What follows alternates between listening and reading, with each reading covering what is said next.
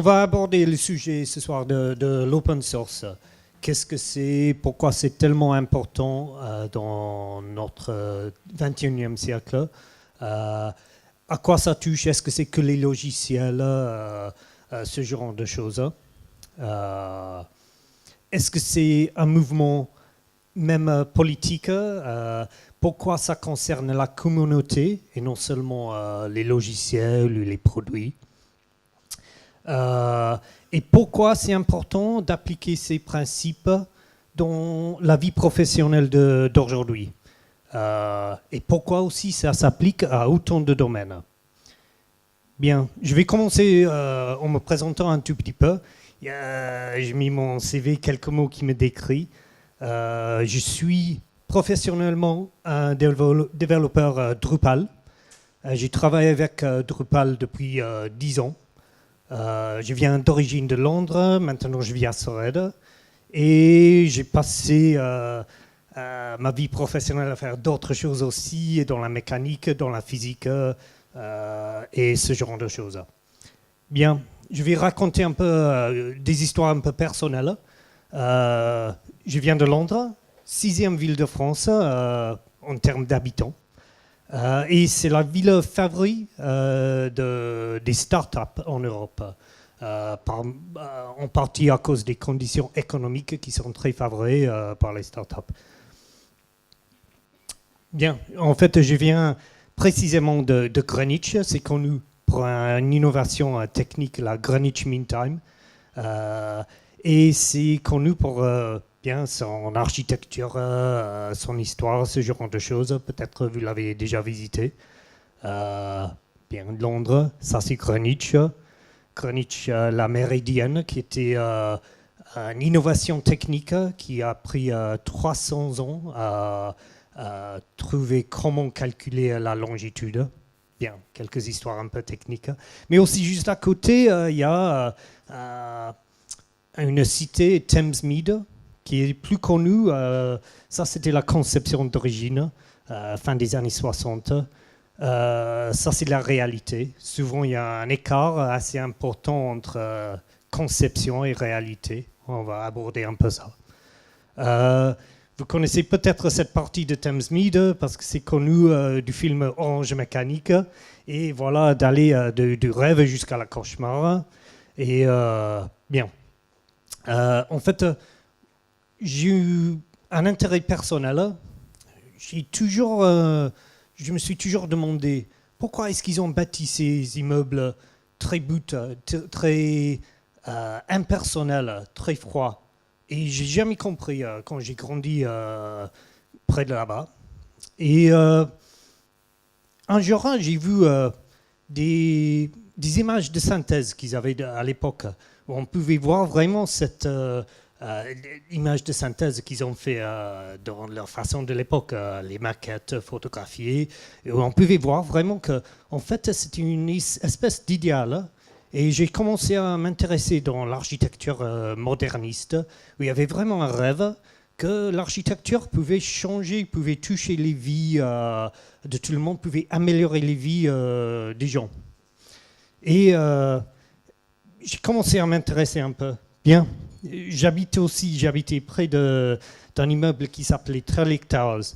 C'est un autre qui a commencé avec le rêve, fini avec le cauchemar et qui a un peu eu une renaissance récemment. C'est devenu plus à la mode. En fait, voilà, même son architecte, c'était une période, son architecte Erno Goldfinger, il était tellement difficile qu'il a donné son nom à cet caractère dans les films de James Bond. Bien, à l'époque, l'idée, c'était d'imposer les idées sur les citoyens pour qu'ils vivent d'une façon meilleure. Et en fait, c'est un peu l'échec qu'ils ont trouvé à partir des plans. À peu près en même temps, il y avait un autre tour à Londres, Ronan Point, il y avait un accident, une explosion de gaz. Il y a tout un côté qui a écroulé. Et finalement, les gens ils ont perdu goût pour cette idée de brutalisme. Et c'est pour ça que pendant très longtemps, il n'y avait pas de gratte-ciel à Londres. C'est l'une des raisons, au moins. Et bien, maintenant, c'est redevenu un peu plus à la mode. Les gens, ils ont oublié. Mais c'est aussi pourquoi je cite tout ça. C'est parce que la technologie a trouvé des solutions. Trellick Towers, c'était un lieu très connu pour la violence, les gens qui se droguaient dans les couloirs, ce genre de problème. Et en fait, il y avait les solutions techniques qui sont venues beaucoup plus tard, qui ont résolu le problème. On va voir plus tard. Bien, ça évoque la photo là. C'est dans Trellick Towers. On revient beaucoup plus à l'image d'origine que l'architecte avait. Bien. On peut voir la technologie comme à la fois menaçante ou que ça peut nous rendre moins impuissants. C'est un mot qui est difficile à traduire. En anglais, on parle de empowerment, rendre quelqu'un moins impuissant. Bien, cette notion de empowerment, ça aussi concerne le fait que c'est très naturel de dompter la nature. Ça fait partie de notre condition humaine. Et une autre observation, en vivant à Londres, quand ils ont sorti le téléphone BlackBerry, c'était censé être utilisé par les entreprises, par les businessmen. Et en fait, c'était beaucoup plus pris par les jeunes, surtout les jeunes asiatiques, qui n'avaient pas d'autres moyens à s'exprimer leur prestige. Et en fait, voilà, ils n'avaient pas de maison ni de voiture, mais la technologie nous rend puissants dans une deuxième façon. C'est presque une mode qu'on porte aussi. Bien, ça c'était un peu de fond. Une première croyance, c'est que voilà, la nature humaine ne change pas. C'est que la technologie qui change notre façon de l'exprimer. Et on va retourner à ce sujet. Bien. Une autre idée qui vient en fait, Douglas Rushkoff, j'oublie son nom, c'est très important actuellement, cette notion de programmer ou être programmé. Il cite l'invention, par exemple, de l'écriture. Il y avait à une époque très peu de gens qui savaient écrire. Et c'était eux qui pouvaient écrire les lois, les diffuser. Et les gens qui pouvaient lire avaient un peu moins de puissance, mais eux, ils pouvaient mener les autres qui ne savaient ni lire ni écrire. Avec l'invention de la presse à imprimer, c'était à peu près la même chose. Les gens qui contrôlaient la presse, les gens qui imprimaient, ils pouvaient diffuser ce qu'ils voulaient. Et les peuples étaient à la limite inconscients de ce mécanisme. Aujourd'hui, on aborde la même chose. On a Internet. Programmer, ce n'est pas forcément le codage. Par exemple, Facebook. C'est quel genre d'outil on utilise tout le temps? Est-ce que c'est un outil pour garder le contact avec les amis, pour partager les photos, ce genre de choses? Ou en fait, est-ce que c'est un outil pour monétiser l'amitié? En fait, c'est plutôt cette idée.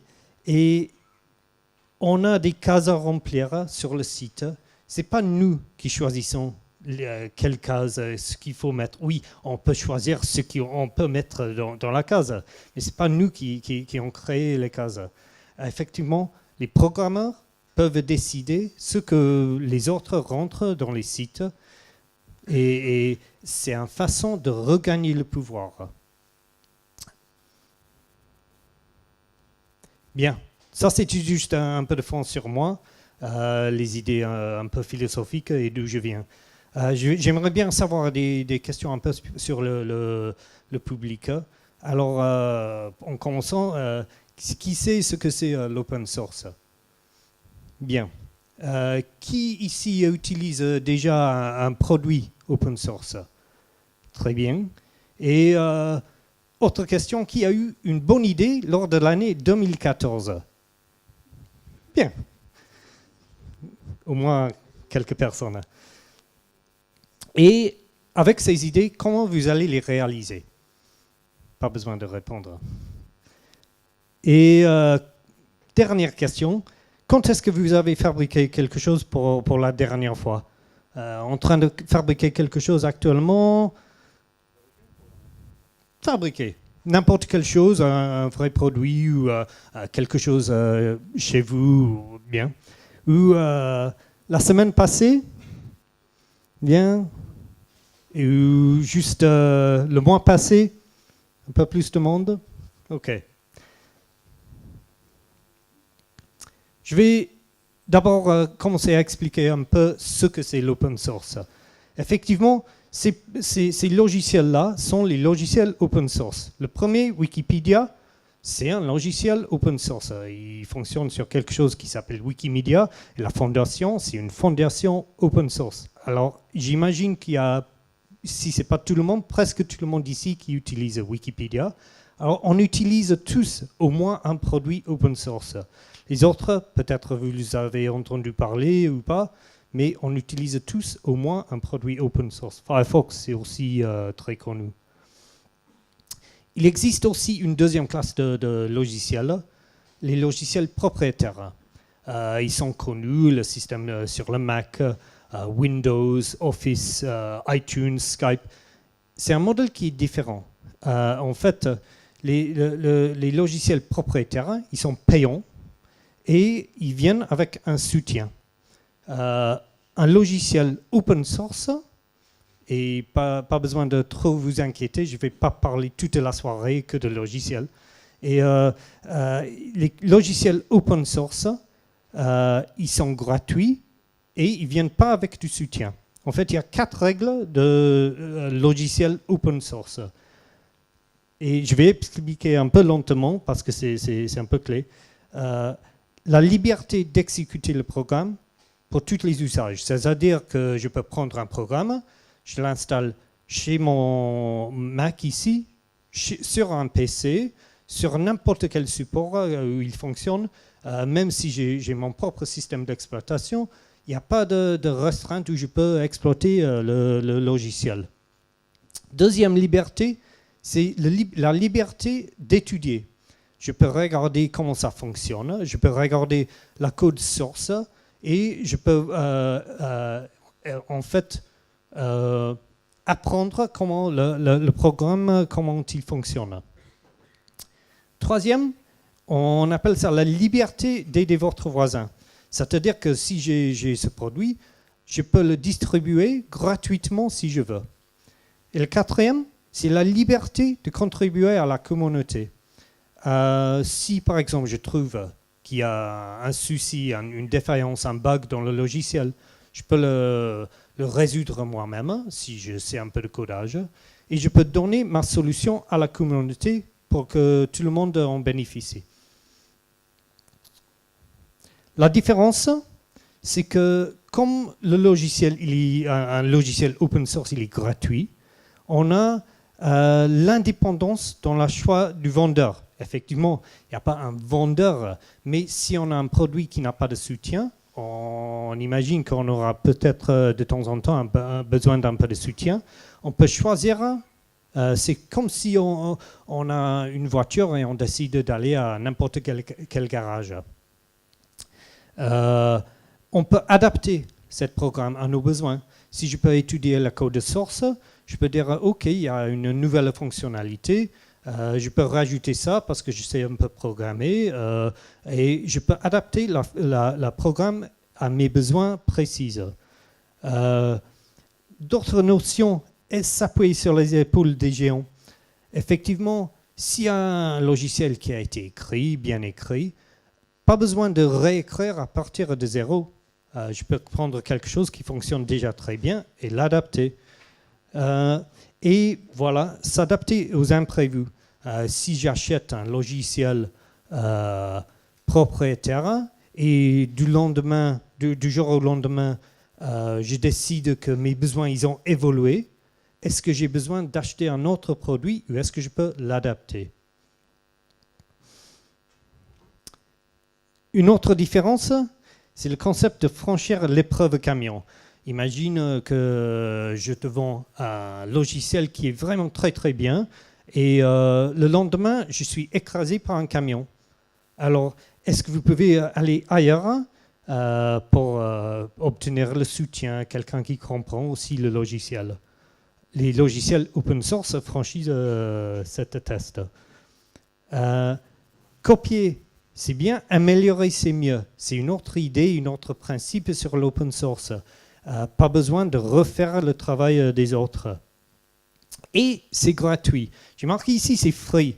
C'est bien. Free, ça peut dire plusieurs choses. Mais c'est la première mécompréhension sur l'open source.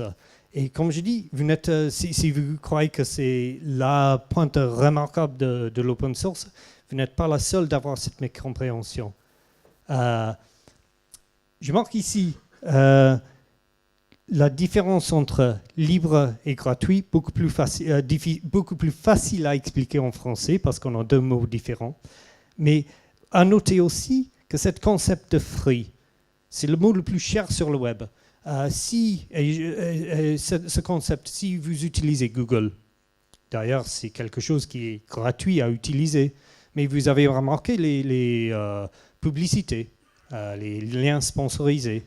Il y a les gens qui payent pour ça, et le mot le plus cher pour lequel ils payent, c'est free. Et alors, les gens, ils cherchent pour les choses qui sont gratuites sur le net. Ça, on savait déjà. Alors, vous n'êtes pas le seul à avoir peut-être méfiance de cette notion que c'est gratuit. Microsoft, en 2001, ils disent que l'open source est un destructeur de propriété intellectuelle. C'est Jim Allchin qui dit « Je ne peux rien imaginer de pire pour l'industrie du logiciel et du marché du droit de l'auteur. » Bien, il y avait toujours un peu de guerre entre Microsoft et les notions de logiciel open source. Ça, c'était la réponse un peu plus tard, parce que Microsoft était vraiment très lent à comprendre qu'effectivement, on peut gagner de l'argent avec un produit qui est gratuit. Alors, peut-être il y a certains ici qui connaissent cette logo, c'est de Red Hat. C'est une société open source qui a des logiciels gratuits. Leur revenu en 2014, ça c'est 1,5 milliard de dollars avec 6500 employés. Alors effectivement, oui, on peut faire de l'argent avec un produit qui est gratuit. Et finalement, Microsoft, un peu plus tard, ils ont compris ça. En 2009, ils ont commencé à adapter leurs produits pour fonctionner avec tous les produits phares de l'open source. En fait, maintenant, ils annoncent qu'il y a 23 des 25 produits les plus populaires open source qui fonctionnent sur Windows. On a maintenant Microsoft Codeplex. Ils utilisent une phraséologie qui est très très similaire de l'open source pour promouvoir cette idée. Microsoft Openness, beaucoup d'initiatives de Microsoft, Drupal pour Windows, toutes sortes d'initiatives pour dire ok, ils acceptent maintenant que open source c'est quelque chose il ne faut pas avoir peur de l'open source. C'est quelque chose quand eux et Microsoft leur premier intérêt, c'est qu'ils peuvent faire de l'argent dessus. Alors ça c'est le côté vendeur. Le côté utilisateur, comment est-ce qu'on peut utiliser un produit open source et faire des économies avec? Bien, c'est gratuit, mais ce n'est pas tout à fait gratuit, parce qu'il faut toujours payer quelque chose. Il n'y a rien qui est effectivement gratuit. Si on compare deux projets, un projet de logiciel propriétaire et un projet open source. Un bon projet, par exemple, c'est quelque chose d'assez simple, un site web. Alors, ils sont assez similaires dans leurs besoins. Il faut dépenser un peu sur la technologie, sur le personnel, il faut faire une formation peut-être. Sur l'hébergement, ça c'est assez comparable entre les deux, la bande passante, ça c'est identique. Sur le design, mais la différence c'est dans les licences. les licences pour un produit open source sont gratuites. Et après, les autres avantages que j'ai cités tout à l'heure, un verrouillage sur un fournisseur en particulier, la choix de beaucoup de fournisseurs. Mais la différence, on peut expliquer dans une façon assez simpliste. Si on a un projet, disons pour voilà, un petit site, et le budget c'est 100 de 100 euros, 100 000 euros ou 100 euros. Et voilà, la différence, c'est que si on ne paie pas les licences, on a beaucoup plus d'argent à dépenser sur le design et le marketing. Alors, même si c'est une façon assez simpliste de voir les choses, c'est sûr qu'on a une marge d'argent à dépenser sur la partie la plus importante en termes de réussite pour une entreprise. Bien, un projet typique de développement, et je parle de ma partie professionnelle, un projet typique, disons que quelqu'un veut un site de vente en ligne. Les sites de vente en ligne, ils fonctionnent tous dans une façon assez similaire. Alors, mais ce qui fait la différence entre un site qui fonctionne à peu près bien et un qui fait une bonne bénéfice pour le client, c'est l'adaptation aux besoins très particuliers de chaque client. Alors, bien, l'idée le plus révolutionnaire sur open source, c'est la façon de valoriser une idée. Alors, imaginons que pour adapter mon site, j'ai eu une idée d'une fonctionnalité très particulière qui s'adapte qu'à mes produits que je veux vendre. Ça n'existe pas pour l'instant. Alors, je veux le développer. Je n'ai pas besoin de développer tout un système, mais j'ai besoin de développer juste un tout petit peu de fonctionnalité. Et ce que je fais mon meilleur effort. Je fais quelque chose. En fait, si c'est moi qui dois le faire, je fais un peu de codage. Moi, je ne suis pas vraiment codeur, même si je suis programmeur, je ne suis pas codeur. Et je peux le faire, mais je ne suis pas très très bien. Je le fais, je le donne à la communauté. Il y a sûrement d'autres qui vont l'améliorer et qui vont améliorer voilà, le produit que je veux, qui vont tester aussi massivement sur toutes sortes de supports, qui vont résoudre tous les problèmes et rajouter d'autres fonctionnalités. Tout ce qu'il fallait faire, c'était de donner quelque chose dans un premier temps au lieu de rien. Bien. J'ai promis que je ne vais pas parler tout le temps que des logiciels.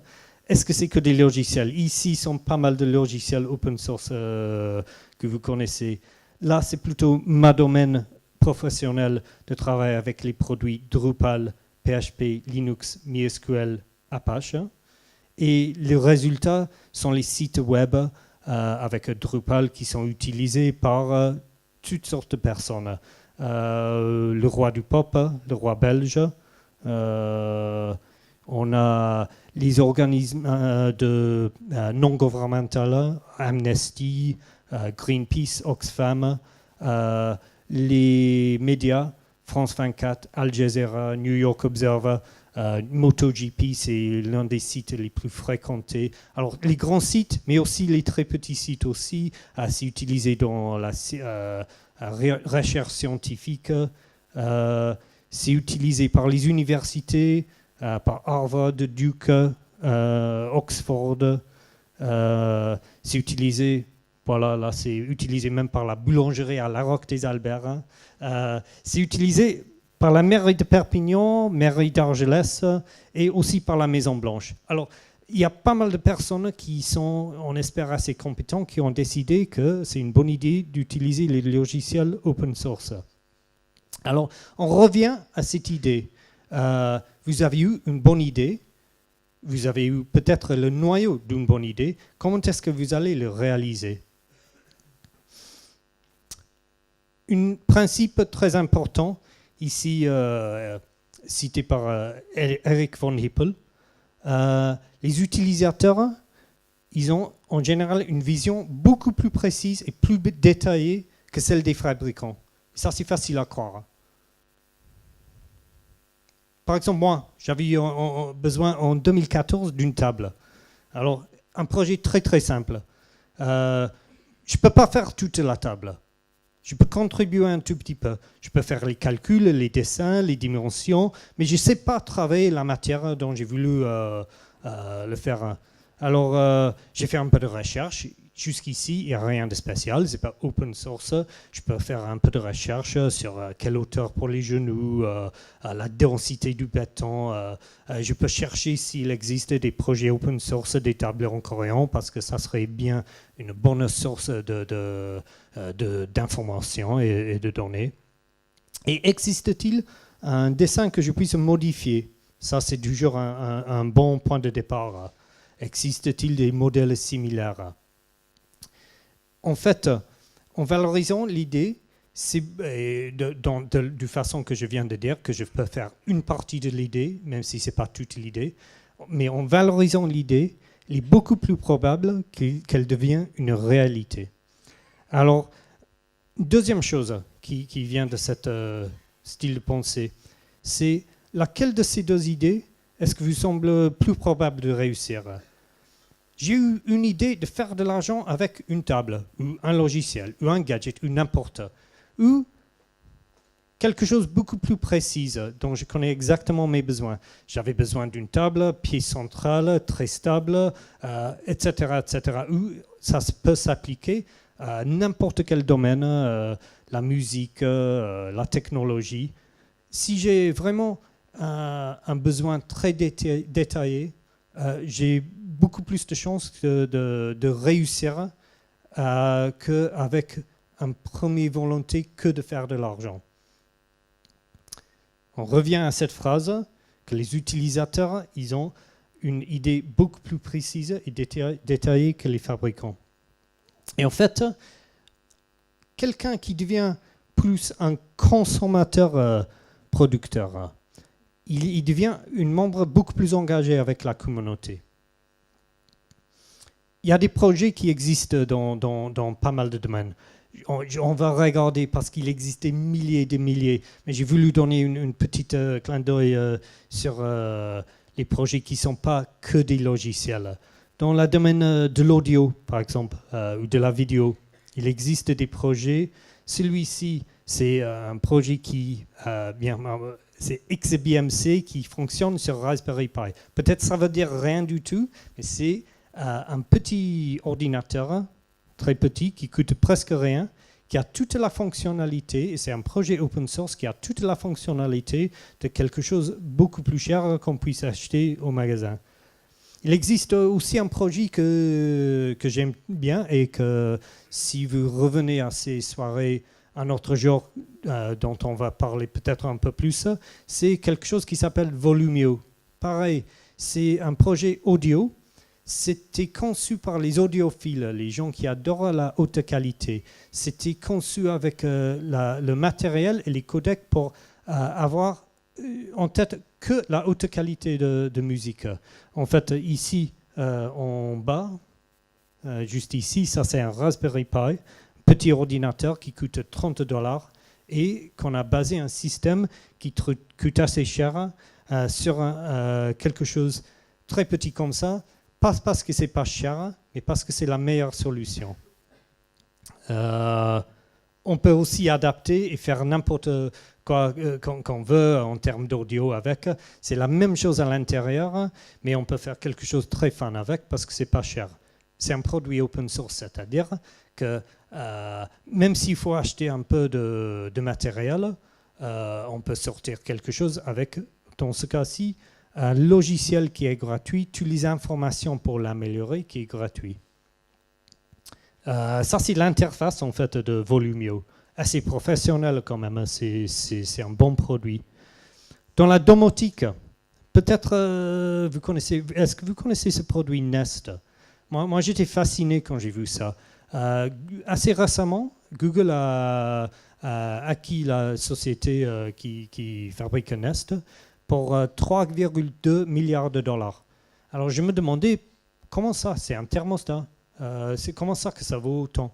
Bien, la question c'est parce que ça capte beaucoup de données, mais à l'intérieur, c'est un thermostat amélioré. Est-ce qu'on peut faire la même chose? En fait, ce défi, on a fait, c'est une société qui fait les petits ordinateurs, un peu comme le Raspberry Pi avec un Arduino. Ils ont essayé de faire la même chose. Je vais juste voir si, en 24 heures, de faire la même fonctionnalité que la Nest. Et en fait, voilà, ils avaient, si je lance à peu près, ils ont lancé le défi pour That thing oui, changes. Yeah. non, c'est bon. Et finalement, en 24 heures, ils ont créé, bien, c'est pas tout à fait identique qu'un Nest, mais la fonctionnalité, c'est identique. Ça leur a coûté à peu près 30-50 dollars au lieu de quelques milliards. Et je ne suis pas là pour dire qu'avec quelques centaines de dollars, on peut concurrencer Google et Nest. Mais de l'autre côté, pourquoi pas eux, avec toutes leurs dépenses sur quelque chose, toutes les dépenses sur les brevets, sur les avocats, ils sont désavantagés. Ici, quelqu'un qui est compétent peut acheter le matériel et faire quelque chose. Non seulement ça, il y a un petit souci avec Nest. Si on l'installe dans une pièce, il n'est pas dans une autre pièce. Peut-être on va un écart entre pièces qui est un écart de température qui est un peu plus important. En fait, ici, on revient vers l'idée qu'adapter à ses propres besoins, si on peut voir à l'intérieur, voir comment ça marche, c'est mieux. Est-ce que c'est difficile à faire? Tu peux baisser le son là? Ici, dans la domotique, oui. Alors, dans la domotique, c'est une groupe, oui, d'écolières qui ouais. Ouais.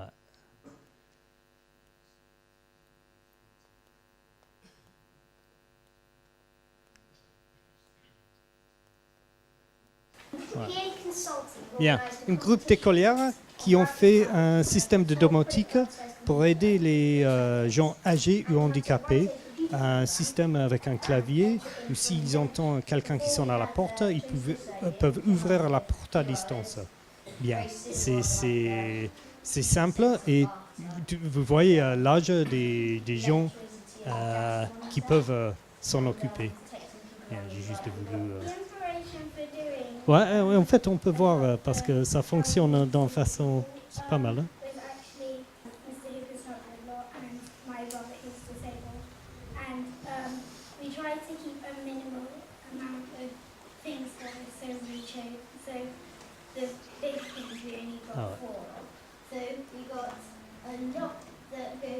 Voilà, juste si quelqu'un sonne à la porte.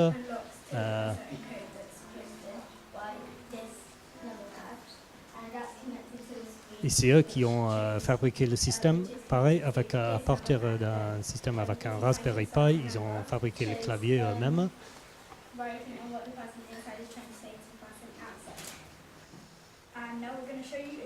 Ouais. Et en fait, voilà, c'est comme ça qu'il fonctionne. Eh bien. L'idée que c'était pas compliqué.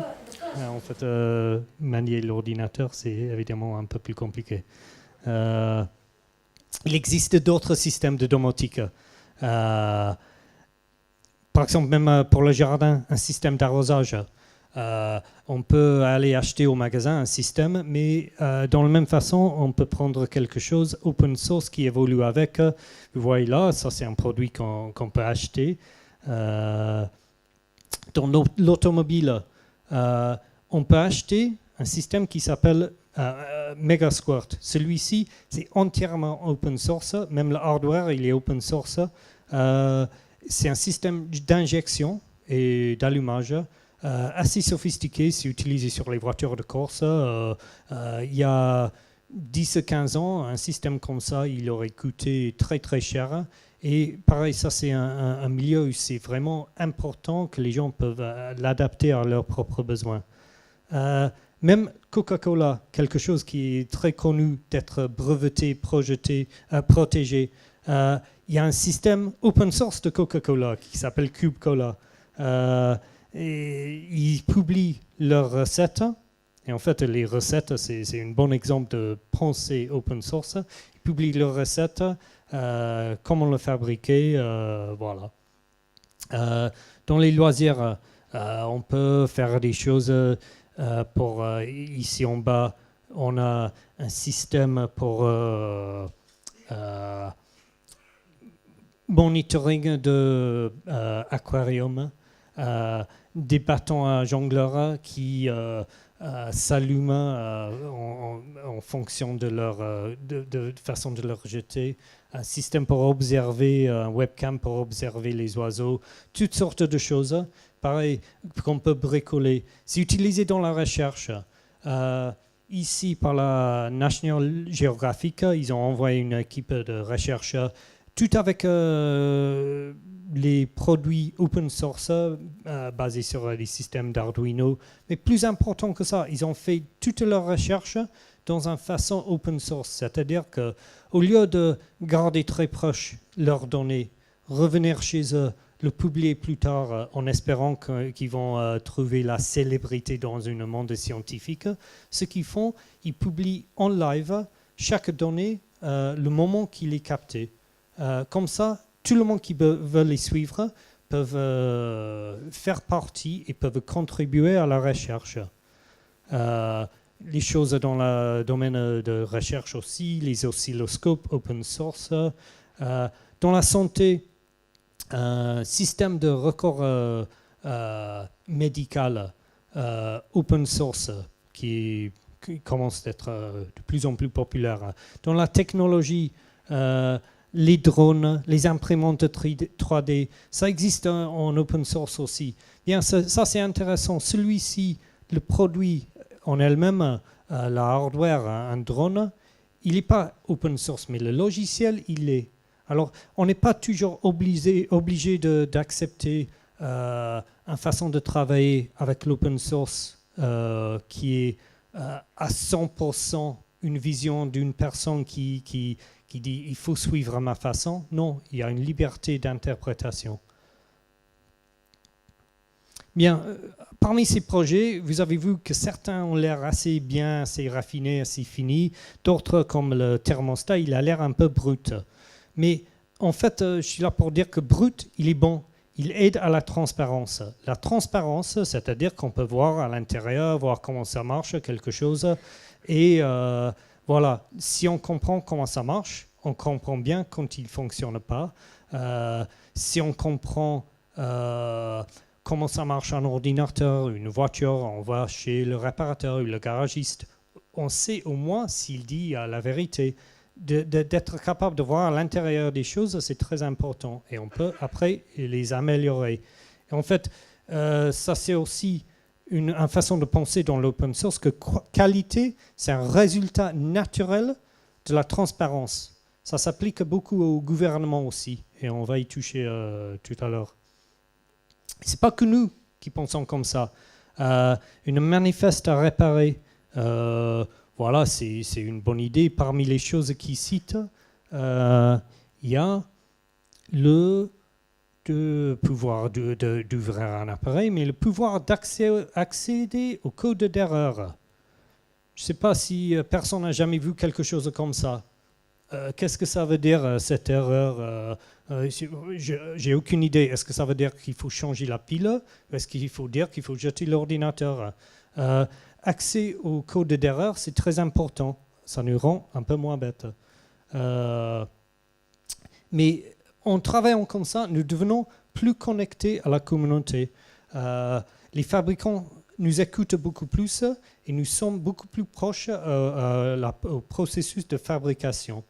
En fait, quand j'ai commencé à dire qu'il y a une nature humaine et qu'il y a une relation avec la technologie dans la nature humaine, il y a ce que j'appelle les 4 C.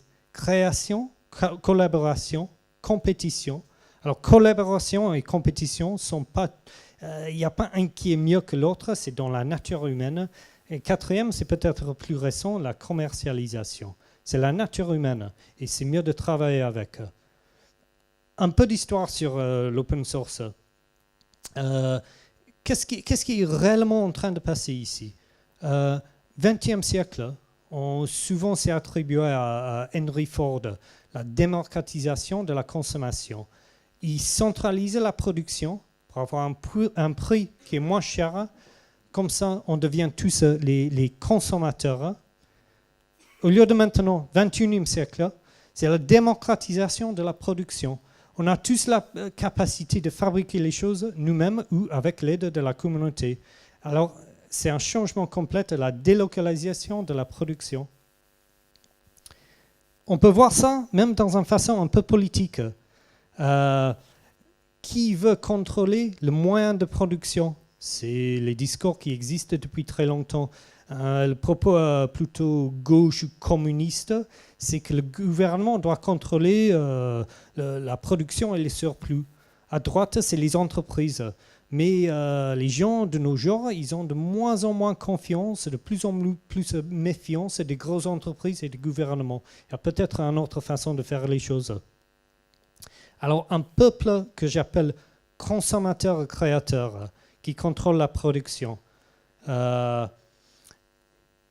Les gouvernements, ils sont loin derrière. Par exemple, si on ne contrôle pas la production, qu'est-ce qu'on fait si les gens commencent à produire les choses qu'on n'aime pas? Alors ici, je ne sais pas si vous pouvez lire de là-bas, c'est le WikiWeapon. Et c'est une arme qu'on peut imprimer soi-même. Les gouvernements, ils n'ont pas vraiment les moyens ou les lois pour lutter contre cette utilisation non plus. Mais il faut accepter parce que c'est ça qui se passe. Bien, il y a Edward Abbey, on peut voir un peu plus de gauche ou un peu plus révolutionnaire, qui il avait ses points de vue. De l'autre côté, on a eu Henry Ford. C'est très intéressant. On voit, je viens de dire tout à l'heure qu'il est responsable de notre société de consommation d'une façon. Mais en 1911, c'était une société Selden qui avait un brevet sur un certain type de moteur pour les voitures. Et tous les producteurs de voitures devaient payer à Selden une licence pour utiliser leur brevet. C'est Henry Ford qui les a pris en procès, qui a gagné. Il a instigé un système de cross-licensing.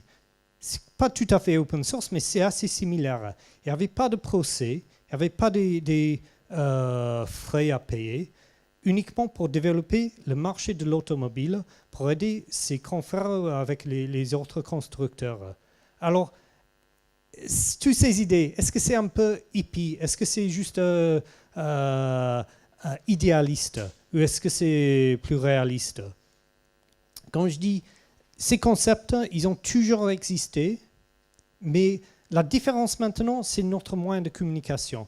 Si moi, avec mon idée de table, ou toi avec tes idées de n'importe quel projet, on veut avancer et je veux me mettre en contact avec un réseau de personnes qui peuvent m'aider, si c'est juste les gens dans mon village, peut-être je ne vais pas avancer. Si c'est tout le monde, il y a plus d'espoir. Un petit timeline sur l'open source. Alors, première utilisation de la terme open source, c'est assez récent. C'est souvent Richard Stallman qu'on donne l'importance d'inventer ce concept de logiciel open source. Il avait dans les laboratoires de MIT, ils avaient un nouveau imprimante. Il a modifié le logiciel de l'ancien parce que l'imprimante c'était sur un niveau, lui et les autres employés ils étaient sur un autre, et souvent il y avait des soucis.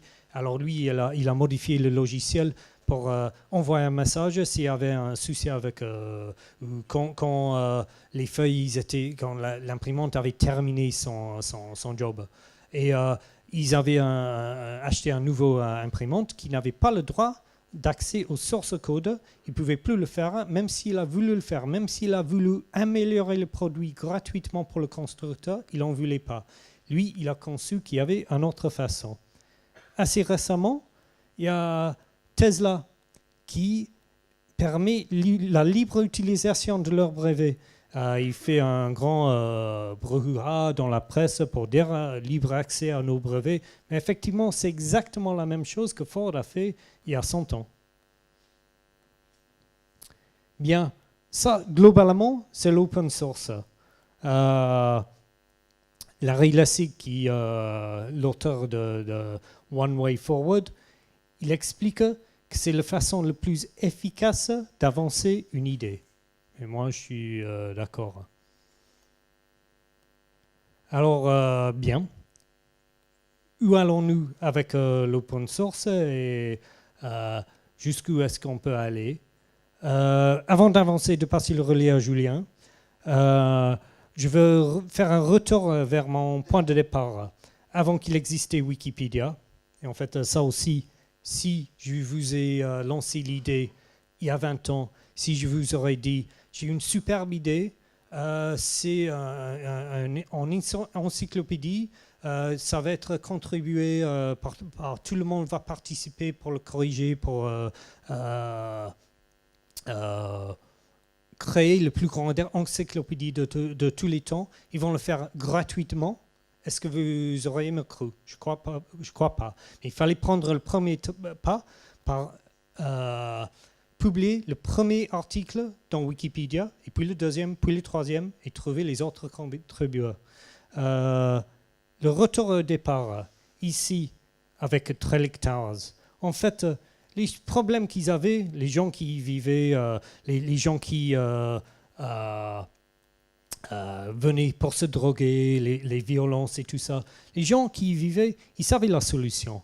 À l'époque, dans le film 2001, ils avaient déjà les vidéophones. Ils savaient qu'ils auraient besoin d'un système comme ça. Mais à l'époque, c'était trop cher. Beaucoup plus tard, c'est pour ça que l'immeuble est devenu beaucoup plus habitable, beaucoup plus désirable, parce qu'ils avaient installé un système qu'ils n'auraient pas pu faire financièrement au début. Maintenant, on est beaucoup plus proche de la possibilité de faire les choses à très bas prix, très facilement, avec le soutien d'un réseau. Et voilà, c'est pour ça que nous devons s'intéresser beaucoup plus à ce phénomène de open source. Merci.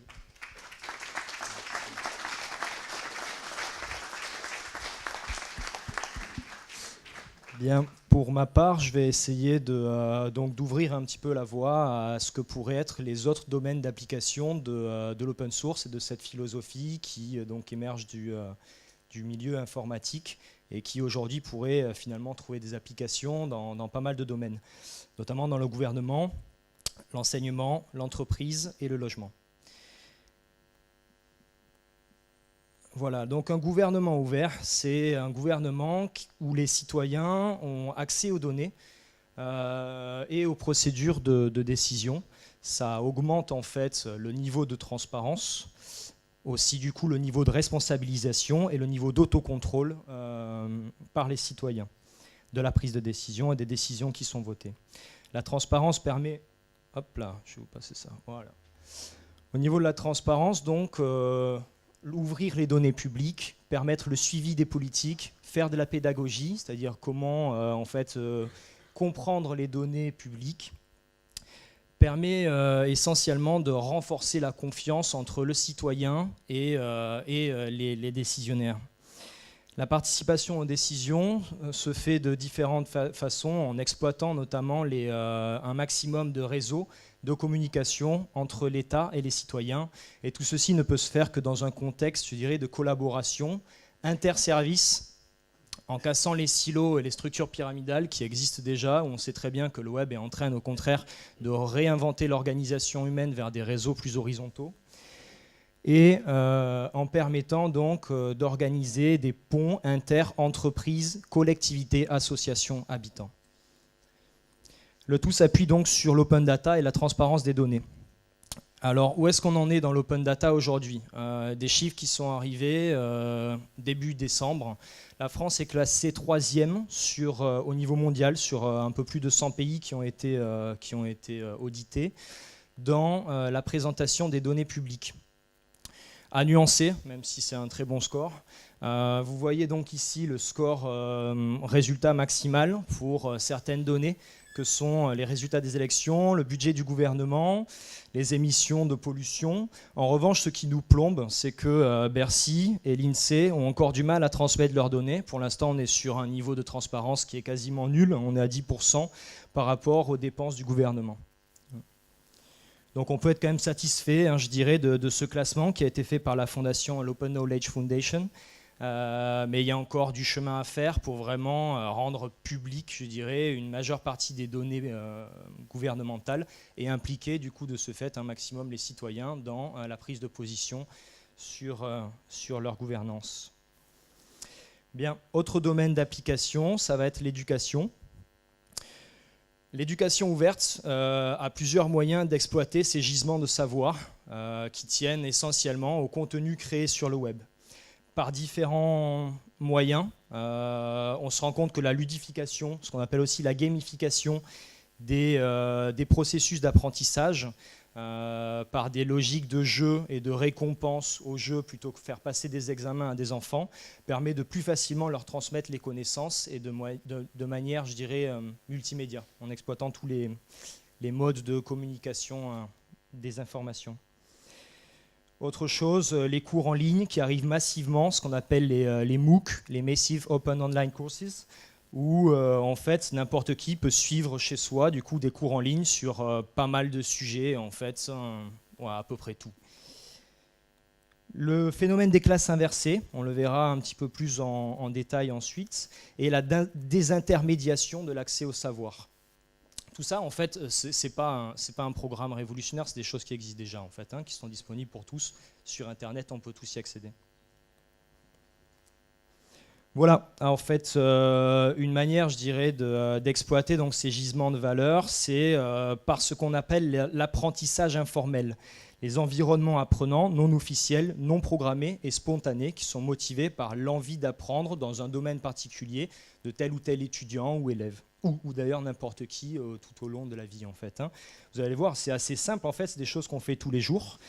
Les conversations professionnelles, ce qu'on appelle les conversations improbables, qui vont, je dirais, faire de la transversalité entre les disciplines. C'est-à-dire que quelqu'un qui travaille dans un certain service va pouvoir derrière rencontrer un entrepreneur qui va lui dire « Ah ben tiens, au fait, là en ce moment je bosse là-dessus ».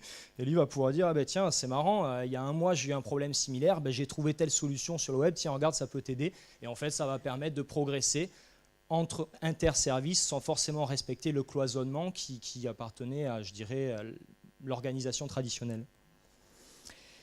La mise en image des savoirs aide énormément. Et là-dessus, je dirais, il y a une bonne progression sur la science infographique. Beaucoup de monde se forme donc à la communication. De plus en plus de personnes qui sont en capacité sur Internet d'organiser l'information pour la simplifier par des schémas facilement intelligibles. Et le tout donc qui est généralement motivé, le meilleur moyen c'est de rencontrer une communauté de gens, ça peut être une association, qui ont la même passion que vous et vous allez pouvoir échanger avec eux des savoirs dans le domaine qui vous intéresse. On passe au MOOC, donc cette ressource éducative en ligne qui est libre de droit, utilisable pour tous. Ou bon, je ne vais peut-être pas passer tout le schéma en revue. En gros, les facteurs de réussite d'un MOOC sont le bon équilibre entre ce que fait le formateur et ce que fait l'apprenant. C'est une bonne condition de transmission efficace du savoir. Une activité régulière sur les réseaux sociaux, pas forcément juste de l'agitation, mais simplement montrer qu'il y a des données qui sont mises en ligne, etc., qu'il y a une interaction entre les différents apprenants sur le même MOOC, permet là aussi de stimuler l'envie d'apprendre.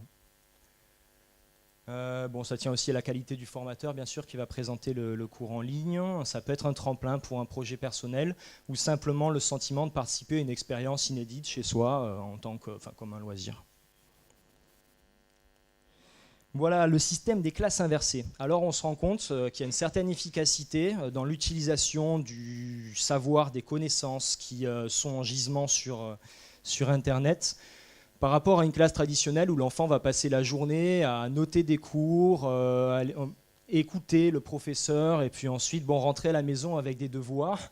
On sent qu'il y a une perte de motivation dans l'apprentissage, essentiellement dû au fait qu'aujourd'hui l'élève peut facilement rentrer en concurrence avec son professeur parce qu'il a accès aux données disponibles sur Internet et qu'il peut facilement, je dirais, critiquer le savoir de son professeur pour aller chercher une information différente. On passe sur des systèmes de classe inversée où l'élève va plutôt travailler à la maison en suivant des vidéos, du contenu interactif, il se familiarise au sujet du cours, il va aller le lendemain en classe, appliquer ses nouvelles connaissances dans des travaux de groupe, des activités qui vont ensuite être, je dirais, recadrés par l'enseignant, qui est plus seulement enseignant, mais on peut dire enseignant, consultant, aide à la professionnalisation. Bon, c'est des enfants, ils ne sont pas directement voués à être dans le business, mais n'empêche qu'il y a, si vous voulez, cette espèce de consultant, plus que le professeur sachant et l'enfant qui doit se taire et écouter. Et puis du coup, l'enfant, je dirais, est évalué sur des projets intéressants. Là, on voit la fabrication d'une petite fusée. On peut le noter donc sur la capacité à avoir appliqué les données qu'il a vues en ligne chez lui. Ce qu'on appelle les classes inversées. Voilà, et on a un enfant très motivé d'aller à l'école pour fabriquer de nouveaux objets. Voilà, alors notre sujet qui est plutôt la partie entrepreneuriale et la professionnalisation donc de toutes ces données. L'open source change aussi l'entreprise. On parle beaucoup d'économie du partage, d'économie de la gratuité et du futur de la finance. Là-dessus. Voilà. Donc le financement participatif, dont vous entendez certainement tous énormément parler en ce moment. C'est un moyen de récupérer un capital d'amorce auprès de ses internautes, les personnes qui vont suivre le produit qu'on propose de créer, qu'on n'a pas encore créé, on a simplement l'idée, on l'organise un petit peu en ligne, on va le proposer sur une plateforme de financement participatif, et les personnes intéressées peuvent du coup participer au projet et aider à la concrétisation du projet. Ça se matérialise de différentes formes, le don à hauteur de 60%, ça peut être d'ailleurs un don contre don, un espèce de système d'échange de bons procédés. Le prêt aux particuliers, 25%. Et il y a aussi des investissements en capital d'entreprise qui se font jusqu'à hauteur de 15%. Qu'est-ce que c'est en chiffres? Le crowdfunding, on parle de 6 milliards d'euros levés en 2013. Les prévisions à 2020, donc c'est dans 6 ans, c'est de 1000 milliards d'euros. Un gisement d'investissement, un potentiel d'investissement pour tous les créateurs chez eux qui ont des nouvelles idées, qui veulent les mettre en ligne. On parle d'un nouveau un gisement d'investissement, un fonds d'investissement mondial à hauteur de 1000 milliards d'euros. 60% de taux de réussite actuellement sur la conversion. Alors vous allez voir un petit peu plus loin le processus en fait de la commercialisation d'un produit par le crowdfunding. Les fonds qui sont, je dirais, envoyés par le futur. Ça peut être le futur client, ça peut être un fan, ça peut être quelqu'un qui aime bien le produit, style un mécène, quelque chose comme ça. Ne sont débités que si le projet aboutit. C'est-à-dire qu'il y a un minimum pour que le projet soit viable. Et puis donc, là, je dirais 60% des produits aboutissent. Voilà, sinon, vous n'êtes pas débité de l'argent que vous avez investi dans le produit si le produit n'aboutit pas. Ça permet donc de développer la créativité et l'innovation quand un banquier est frileux, par exemple, s'il attend d'avoir plus de preuves sur une étude de marché que vous ne pouvez pas forcément produire tout seul chez vous, parce que vous n'avez pas accès à toutes les données qui le permettraient, vous pouvez, je dirais, vous appuyer sur une communauté de personnes, une communauté web. Ça part généralement des amis, de la famille, puis les amis des amis, et puis en général, le projet est récupéré par la communauté web qui va pouvoir participer à son développement. Très important, 90% des crowdfunders considèrent que les valeurs, la noblesse du projet et la dimension humaine sont décisives dans leur capacité à investir. Bien, tout ça nous amène du coup... Ah voilà, on peut regarder donc le processus rapidement. Comment en fait conduire un projet de financement participatif? Vous commencez généralement par réserver un nom de domaine. Vous travaillez sur un logo, un design pour pouvoir, je dirais, faire le propre marketing de votre produit.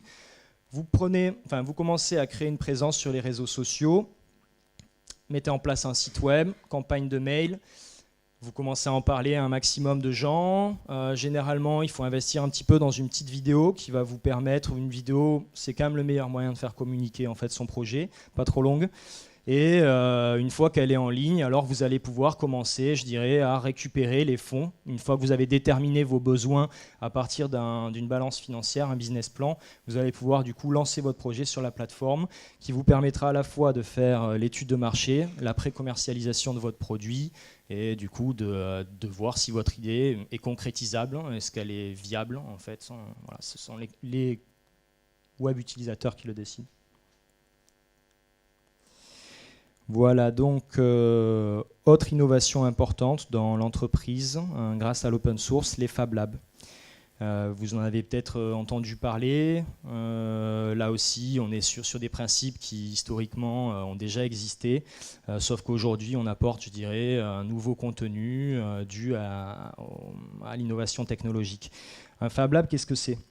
Une plateforme de fabrication d'objets à destination de tous les makers, donc les fabricants, les ingénieurs indépendants, entrepreneurs ou étudiants, qui vont venir sur place partager des idées de manière ouverte, réfléchir sur la façon de les concrétiser, ensuite travailler sur un système de modélisation 3D, laisser le relais aux machines contrôlées par ordinateur, passer à la fabrication, même de matériel électronique. Alors il y a ici sur place plusieurs personnes qui sont intéressées par les Fab Labs, du coup je vous invite peut-être à en parler tout à l'heure ou à une prochaine réunion pour présenter vos avancées sur le Fab Lab à Perpignan. Une petite vidéo, comment fabriquer à peu près tout, c'est assez court, mais c'est un bon cas concret qui est passé sur France 3 il y a quelques temps. L'usine IO à Paris donc accueille des ingénieurs pour fabriquer des produits dans un Fab Lab. Alors, voilà. Ne vous fiez pas au côté design du lieu. Vous êtes bien dans un atelier, l'usine IO. Ici on fraise, on tourne, on découpe et on imprime en 3D. Rémi Gerrier est ingénieur indépendant. Il vient de fabriquer ce prototype de caméra pour drone. Un objet réalisé en 3 semaines seulement grâce aux outils mis à sa disposition. Ici on a vraiment une orientation très professionnelle avec des machines de grande qualité comparées à certains Fab Labs qui n'ont pas forcément la même superficie, pas forcément le même équipement et surtout pas forcément la même orientation professionnelle. Des ateliers bourrés de machines, il en existe déjà, mais l'usine IO va plus loin. C'est un lieu qui est unique en Europe. On va y trouver un parc machine qui est très large et des ingénieurs, des ressources techniques, des techniciens qui sont là pour nous accompagner comme nulle part ailleurs. Pour accéder aux machines et à ses conseils, il suffit d'être abonné. Et les tarifs restent accessibles, quelques centaines d'euros par mois. On est très loin des coûts habituels de prototypage. Sur une phase de prototype, on va faire des erreurs, quoi qu'il arrive, et ces erreurs-là, avec un prestataire, coûtent cher, alors qu'ici, on peut refaire nos circuits jusqu'à temps qu'ils soient vraiment prêts à être intégrés dans nos prototypes. Gain de temps et gain d'argent, 2 atouts pour que ces innovations parviennent à être industrialisées. Pour être rentable, l'usine IO, elle, devra atteindre 500 abonnés. Je pense que c'est à peu près tout. Voilà. La présentation d'un Fab Lab qui fonctionne à Paris. Hop. Et alors, bon, la grande star de la fabrication d'objets, vous en entendez certainement énormément parler en ce moment, c'est l'imprimante 3D. La partie énergie d'un iceberg. Vous allez voir en fait toutes les possibilités qui s'ouvrent grâce à l'imprimante 3D. L'histoire est assez courte, elle a à peu près 50 ans. L'imprimante 3D elle a été théorisée par un inventeur, auteur de science-fiction, Arthur C. Clarke. Elle a été reprise par Hergé dans Tintin et le lac aux requins. Je ne sais pas si vous vous rappelez, le professeur Tournesol invente une machine qui permet de dupliquer les objets. Voilà. En 2012, le marché mondial de l'impression 3D est évalué à 2,2 milliards de dollars avec une croissance annuelle de 30%. Aujourd'hui, donc ça c'est une coupure de presse qui doit dater d'il n'y a pas trop longtemps, le journal Les Échos parle d'une 3e révolution industrielle. je ne vais pas rentrer sur les détails de cette troisième révolution industrielle. En gros, ce dont on parle, c'est le fait qu'on dégroupe les gros pôles de fabrication vers des micro-pôles de fabrication plus accessibles au consommateur qui va pouvoir directement créer les propres produits dont il a besoin. Voilà, donc différentes applications. Alors, j'avais mis cette vidéo pour un ami chocolatier qui devait être là, mais qui n'est pas là. Mais on peut quand même un petit peu la regarder, ça va être assez court, vous allez voir. C'est une des applications. Just over warm water, not boiling water. Par contre, You've got to be careful your chocolate doesn't get above 30 degrees. bon, vous voyez un otherwise chocolat it liquide. becomes granular. Bon, je vais essayer d'avancer là-dessus. Um, Et voilà, magnifique. Donc une innovation dans la cuisine par l'impression en 3D de chocolat.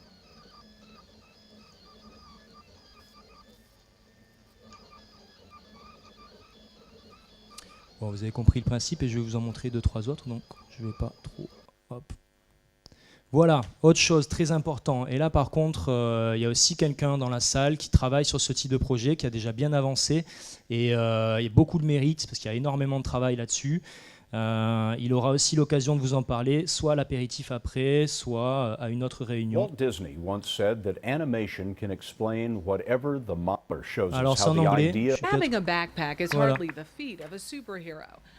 Donc en fait, un enfant qui était né avec une main, enfin avec un moignon, avec une main inexistante, donc aujourd'hui, grâce à l'aide de ses parents, à la nouvelle technologie, les imprimantes 3D ont pu lui fabriquer sa propre prothèse pour, je crois qu'on parle aujourd'hui d'un coût de production, j'ai vu des coûts à $50. C'est assez révolutionnaire dans la capacité donc à s'auto-soigner, ou je ne sais pas comment on peut l'interpréter.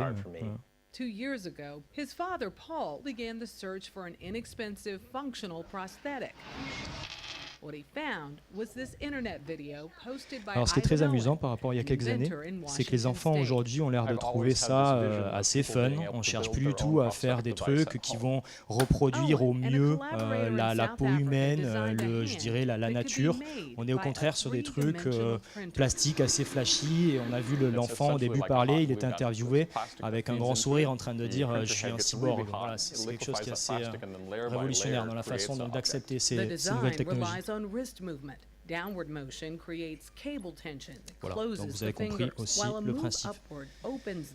L'autre chose dont je vais vous parler, qui est encore un autre domaine d'application assez impressionnant, ce Chinois a réussi à imprimer 10 maisons. Alors il y a aussi des gens du BTP dans la salle, 10 maisons en 24 heures. C'est assez impressionnant. Grâce à une imprimante 3D donc, de béton. This printing method was developed by a private inventors.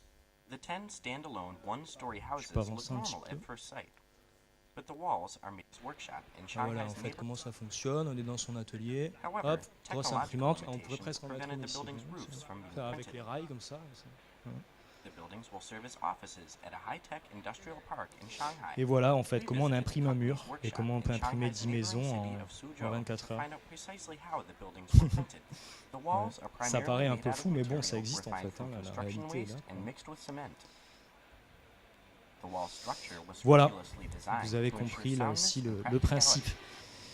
Donc, The printer used to make the walls was designed and made by inventor Ma Yihua.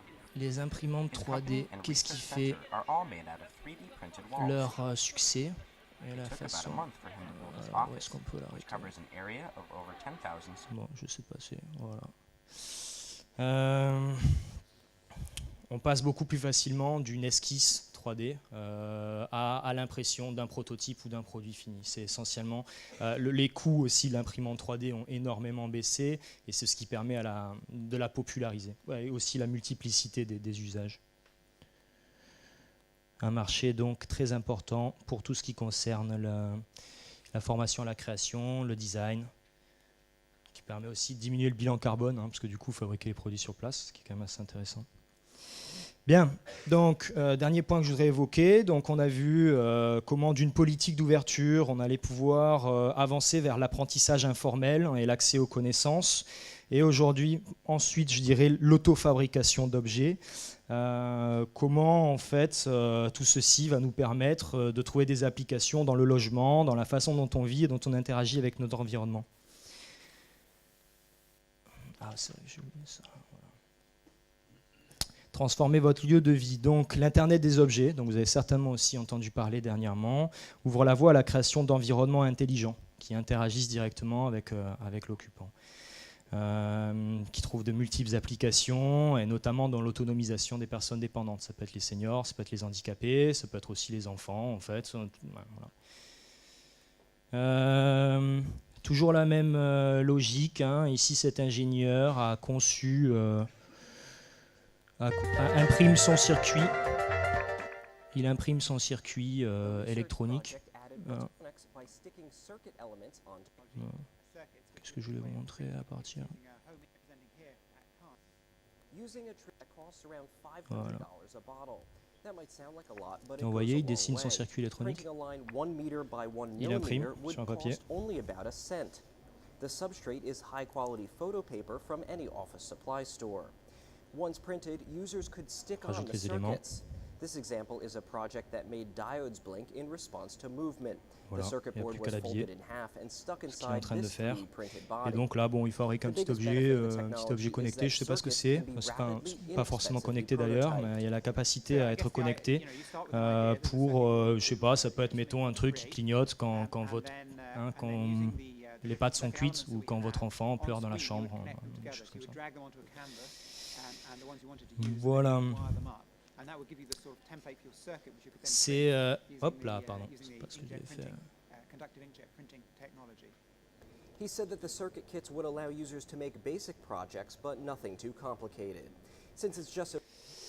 Bien, là aussi donc, ce qui fait la possibilité de ce genre d'innovation, c'est la création de réseaux communicants où les objets communiquent entre eux indépendamment de notre volonté parce qu'ils sont programmés en fait pour équilibrer leurs réactions les uns avec les autres. À prototyper en Fab Lab, à faire financer par une plateforme de financement participatif et puis à imprimer directement chez vous ou dans le Fab Lab d'ailleurs avec l'imprimante 3D. Dernière chose que je voulais évoquer, les WikiHouse. On a là sur le même principe la capacité en fait de fabriquer sa maison avec une petite communauté de personnes qui vont vous aider. Vous téléchargez des plans sur les plateformes collaboratives. Vous pouvez aussi en dessiner des plus personnalisés. Vous imprimez les pièces sur les machines disponibles dans le Fab Lab. Vous les assemblez, n'est-ce pas, avec l'aide de vos quelques camarades. Et puis vous pouvez directement aménager chez vous dans la maison que vous aurez choisie, même si elle est le plus farfelue que vous puissiez trouver. Voilà, ça c'est une maison qui a été construite donc, par l'école d'architecture de Barcelone, voilà, en Fab Lab. Voilà, je pense que c'est tout. Bien, merci.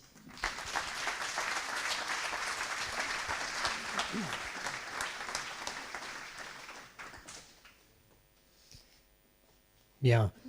Je ne vais pas recommencer de parler des logiciels, c'est pas grave. Mais je vais juste prendre quelques minutes pour dire pourquoi OpenPea, pourquoi, qu'est-ce qu'on attend en fait de vous.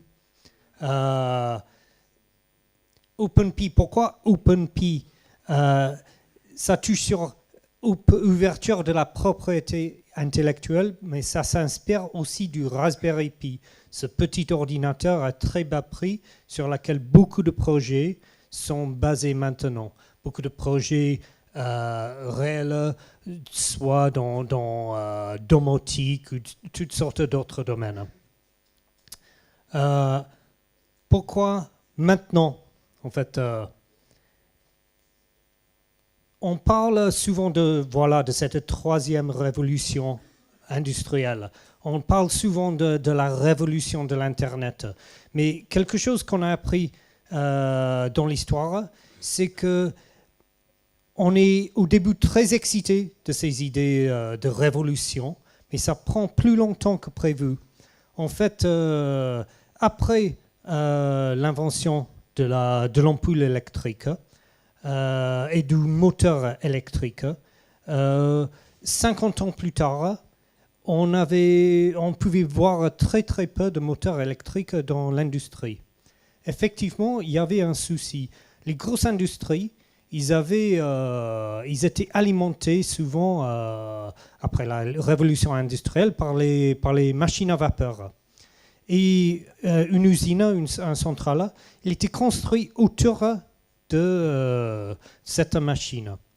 Et le positionnement de toutes les autres machines, les stations de travail, c'était en fonction de la vitesse auquel tournait la machine et la puissance dont il avait besoin. Alors c'était typique d'avoir cette machine avec beaucoup de croix, etc., très dangereux. Alors les gens qui étaient visionnaires, les industriels visionnaires, ils ont dit on peut faire des économies avec un moteur électrique. Ils ont remplacé ce moteur central à vapeur avec un moteur électrique.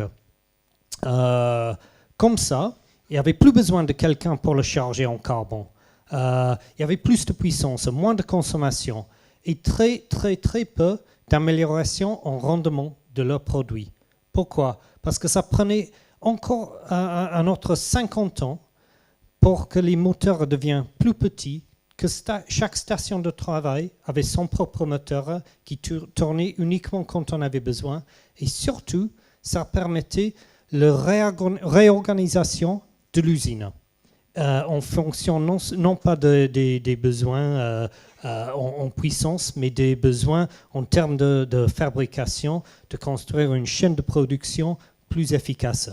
Et on est au même stade actuellement avec la technologie, des makers, des Fab Labs, etc. Ce qu'on vient de voir, comme je dis, souvent c'était très brut. Une maison imprimée, est-ce que c'est la maison de mes rêves ? Non. Mais dans peu de temps, on peut faire des produits qui sont beaucoup plus adaptés, beaucoup mieux finis, et ça va devenir la norme. C'est une révolution propre. C'est ce qui est intéressant aussi. Les gens, il n'y a plus cet écart entre les travailleurs et les dirigeants qui gardaient les mains propres.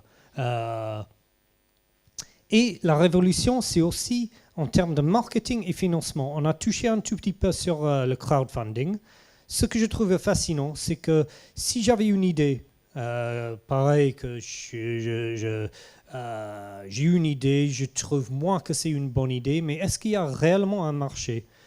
Avant, j'aurais dû faire des tests de marché, construire des prototypes, essayer d'anticiper peut-être quelques ventes. Maintenant, avec les réseaux comme Kickstarter et Indiegogo, le financement, le test de marché, c'est une seule chose unique. Par exemple, je vais vous montrer juste quelques secondes. Je ne sais pas, est-ce que vous avez vu ce produit, le Coolist ? Il a attiré un peu de regard dans la presse. C'est juste une boîte à refroidir les boissons, la nourriture, mais un peu améliorée. Il y a des connexions USB, il y a une espèce de blender et un... The Coolist is a complete redesign of what a cooler can be. First, you've got this 18-volt rechargeable blender. Il fait pas mal de choses. Il y a de la musique intégrée. Il peut charger ton téléphone et ce genre de choses. Mais est-ce qu'il est bien à ce point-là ? Quelle taille de marché pour ce genre de produit ? Effectivement, That's the sound of a cooler coming down off the shelf. It's the sound of imminent. Effectivement, avec ce produit, il a mis sur Kickstarter et en demandant des préventes. En fait, ça marche avec la prévente. Moi, je suis tellement enthousiaste pour ce produit que je dis OK, je vais payer mes $200 maintenant et je peux attendre 6 mois le temps qu'il le met en production. Il y a beaucoup de gens qui attendent pour l'iPhone le plus récent devant le magasin Apple. Il y a aussi pas mal de gens qui sont prêts à attendre le produit qui les correspond très bien. Dans ce cas-là, avec le Coolest, il a financé avec un financement de, je crois que c'est $12 millions. Alors apparemment, il y a beaucoup de gens qui apprécient ce produit. Moi, j'aurais jamais estimé ça.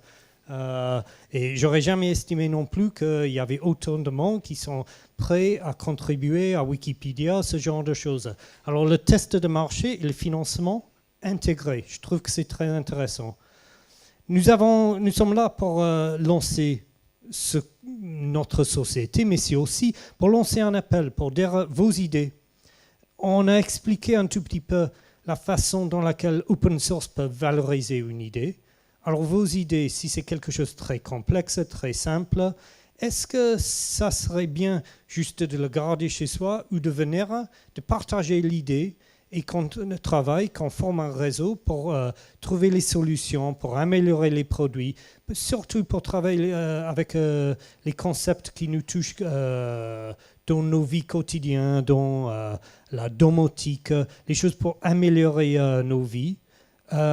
C'est le lancement d'appel, c'est de venir se connecter pour le site et nous informer de vos idées. Pour voir comment est-ce qu'on peut développer ces idées ensemble. Si c'est dans la technologie, si c'est dans domotique, immobilier, création d'une ville qui est plus ouverte, plus open source, on est intéressé et ça c'est notre défi, notre demande. J'ai dit tout à l'heure qu'il n'y a rien qui est gratuit, il y a des boissons qui sont gratuites et ça c'est tout ce qu'on demande en retour. Bien. Et voilà, à suivre sur la prochaine réunion. Le prochain sera dans un mois et on va aborder beaucoup plus la domotique, l'aide aux gens handicapés, comment on peut utiliser les produits comme la Raspberry pour créer ce genre de produits spécifiquement dans la domotique. Bien, merci. Et s'il y a des questions qui sont très très importantes, vous pouvez les poser, mais on trouve que c'est beaucoup mieux juste de parler avec vous, pas d'avoir une séance formelle. Vous êtes assis déjà pendant un petit moment, qu'on peut prendre un verre et discuter tous ensemble.